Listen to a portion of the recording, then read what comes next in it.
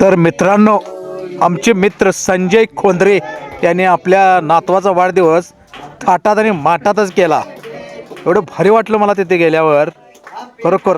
आणि त्याचा नातू सुद्धा एकदम भारावूनच गेला खरोखर. त्याला पण लय आनंद वाटला. लोक सगळे आपल्या वाढदिवसाला आले. बघा ती लहान लहान मुलं सुद्धा वाढदिवसाला आले आहेत. अत्यंत खुश आहेत सगळी मुलं. आणि आजूबाजूची लोक सुद्धा त्यांना सांगितलं होता वाढदिवसाला. मी सुद्धा गेलतोच वाढदिवसाला भावांनो.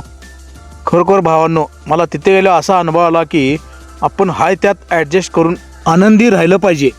खरोखर भावांनो, फोटो बघा लहान पोराचा किती मस्त आणलेला आहे त्यांच्या पाहुण्यांनी.